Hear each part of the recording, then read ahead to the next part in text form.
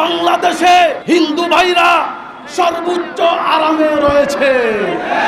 তুমি মোদির কোলে বসে ইসকনকে দিয়ে যতই ষড়যন্ত্র করো, কোন ষড়যন্ত্রের কাজ হবে না।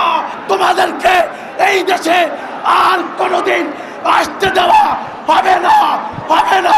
পরিষ্কার ভাষায় বলে দিতে চাই, ভারতে বসে খুনি হাসিনা এবং ওবায়দুল কাদেররা ষড়যন্ত্রে লিপ্ত রয়েছে।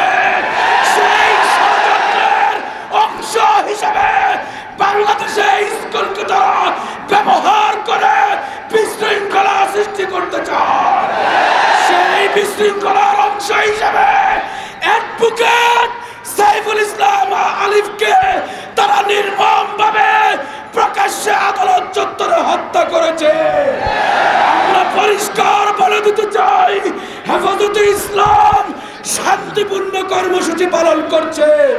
যদি আমাদের কেন্দ্রীয় নেতৃবৃন্দ ঘোষণা করে সারা দেশে প্রতিবাদের আগুন জ্বলবে, আগুন জ্বলবে, আগুন জ্বলবে।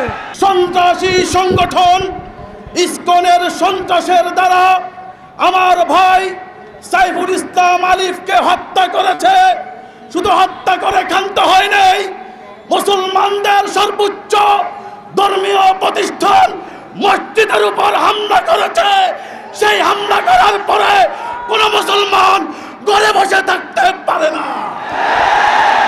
স্পষ্ট ভাষায় বলতে চাই, অতীতের সকল ইতিহাসের মধ্যে বাংলাদেশে হিন্দু ভাইরা সর্বোচ্চ আরামে রয়েছে। ভয়েস অফ আমেরিকায়